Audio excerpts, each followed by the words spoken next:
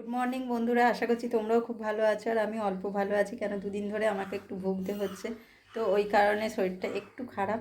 তো এখন বাজে ঘড়িতে 9:30। এখন থেকেই আমার ব্লগটা স্টার্ট করছি, চলো দেখতে থাকো, সাথে থাকো। আর সকালে উঠে রান্নার কাজটা একটু এগিয়ে নিয়েছি, এখনও একটু হচ্ছে, কেন পাপাইকে আগে করে পাঠিয়ে দিলাম। ও আজকের একটু দূরের দিকে যাবে, তো ওই কারণে আজকে ভাত খাইয়েই পাঠালাম। আর বাড়ি থেকে মানে যে যেখানেই যাক না কেন, একটু দূরের দিকে গেলে বা আসতে যদি দেরি হয়, মনে করি ওকে ভাত খাইয়েই দিই।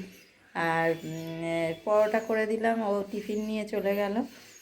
তো ওই জন্য আজকের ওকে একটু অন্যরকম মানে একদমই হালকা খাবার দিয়েছি।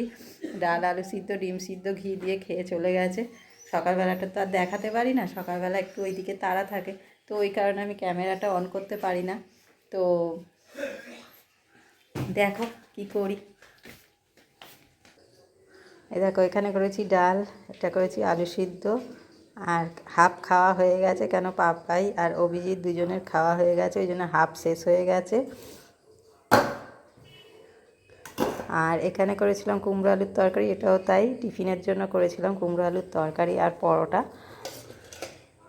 এখানে পরোটা আছে, এটাও তাই শেষের দিকে। সবাই এখানে বসিয়েছি মেথি শাক চচ্চড়ি। শাকটা না কদিন ধরে পড়েছিল, দুদিন ধরে পড়েই ছিল। আসলে কদিন ধরে না এই মাংস খাওয়া হচ্ছে বলে, মাছ মাংস করে খাওয়া হচ্ছে বলে না, শাকটা আর করা হচ্ছে না। ওই কারণে ছিল। আর আজকে দেখছি অনেকটাই হলুদ হলুদ হয়ে যাচ্ছে, অনেকটা বাদ দিয়ে আজ ভাবলাম না করেই নি।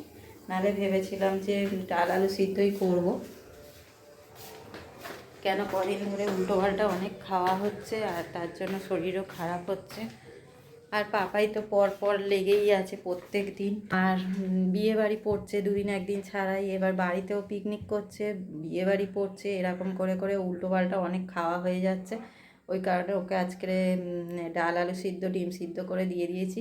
তো ও ও ওটাতেই খুশি, কেন ও ডাল তরকারি হলে অন্য কিছু হলে খায় না, মাছ ফাছে অত পছন্দ করে না, এই কারণে ও ডিমটা একটু পছন্দ করে।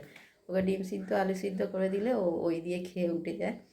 তো আজকে দেখলাম ভালো করেই খেলো, অন্যদিন তরকারি মাছ ফাছ করে দিই, অল্প একটু খেয়ে চলে যায়, না খাওয়ার মতো।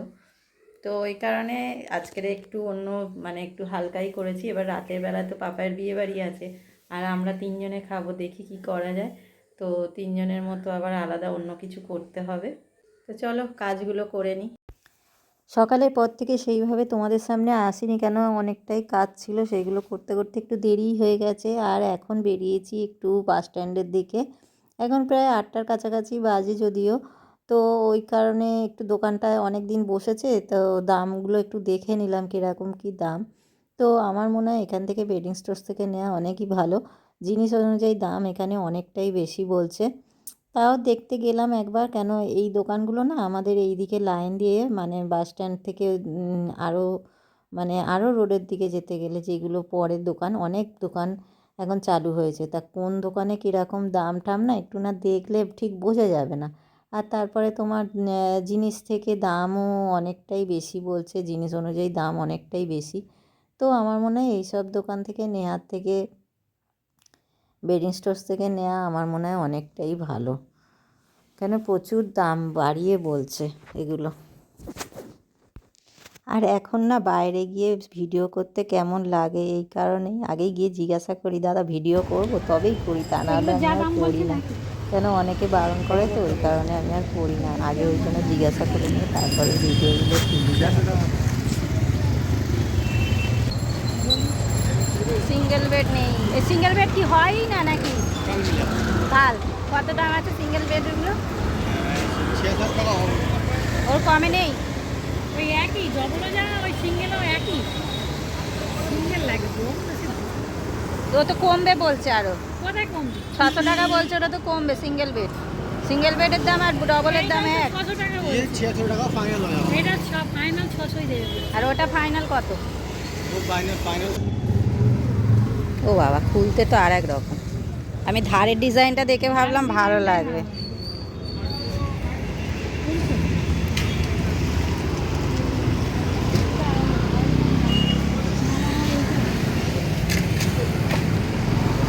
ভালো হ্যাঁ।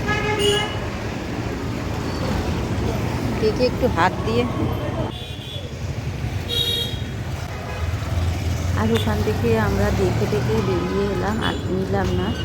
আর হেঁটে হেঁটে তো আমাদের বাড়িতে অনেক দূর, হেঁটে হেঁটে রোডের ওপর দিয়ে হেঁটে হেঁটে আসছিলাম। আস্তে আস্তে আবার সবজির দোকান দেখতে পেয়ে একটু দাঁড়িয়ে গেলাম সবজি নেবার জন্য। আর আবার ওখান থেকে হাঁটা শুরু করলাম। আমাদের দেখো না, খালি রাস্তায় বেরোলে যেখানে যা দেখবে এমনি দাঁড়িয়ে পড়তে হয় আর কি জিনিস নেওয়ার জন্য। আর সবজি, বিশেষ করে শীতকালে সবজি দেখলেই লোভ লাগে, মনে যেন নেই। আর তারপরে মিষ্টি দোকানে এসে আবার একটু মিষ্টি নিলাম, দাঁড়িয়ে গেলাম কিছুটা দূরে এসে। তারপরে ওখান থেকে অবশেষে বাড়ির দিকে রওনা দিলাম। ওখানেও সবজির দোকান থেকে ওরা দাঁড়িয়ে পড়েছিল ধনে পাতা। আবার বাস এসে গেল আবার ওখান থেকে কোথায় সাইড এসে দেবে বাড়ি তার নেই ফিরে ঠিক। এলাম। বাড়ি চলে এলাম, এবার চেঞ্জ করে একটু টিভি দেখবো। আর রান্না তো আজকে আর কিছু নেই, পাপাই বিয়েবাড়ি চলে গেছে, আর আমাদের তিনজনের জন্য রুটি নিয়ে চলে এসেছি। আর তরকারি তো রয়েছে ওবেলার, ওই জন্য আর এবেলা আর কিছু করব না। আজকেকার এবেলার মতো ছুটি রান্নার দিকে। তো এখন যাবো গিয়ে একটু টিভি দেখবো, আর দেখার পর এবার কখন খায় তারপরে খেতে দেবো। আর এখানে অলরেডি দুজনে টিভি দেখতে বসেই গেছে, অভিজিৎ আর সোনাই। আর তারপরে আমি গেলাম, গিয়ে আবার যোগদান দিলাম টিভি দেখার জন্য। চুরমুরটা নিয়ে তো বাবা যদি খা। ঘরে কি গন্ধ, রুম ফ্রেশটা দিয়েছে, ঘরে গন্ধ যেন কি। টিভি দেখতে দেখতে অনেকটাই সময় কেটে গেল, আর রাত্রিরও অনেকটা হয়েছে, এখনও টিভি চলছে। আর আজকের ব্লগটা এখানেই শেষ করছি, দেখা হচ্ছে পরের নিউ ব্লগে। আর আমার ব্লগটা যদি ভালো লাগে বা আমার চ্যানেলটাকে যদি ভালো লাগে, তাহলে অবশ্যই একটা লাইক, শেয়ার অ্যান্ড সাবস্ক্রাইব করতে ভুলো না। পাশে থাকা বেল আইকনটি প্রেস করে দিও। তো আজকের মতো গুড নাইট, টাটা। সবাইকে ভালো রেখো, সুস্থ রেখো আর ভালো থেকো। দেখা হচ্ছে পরের নিউ ব্লগে। Tata, good night.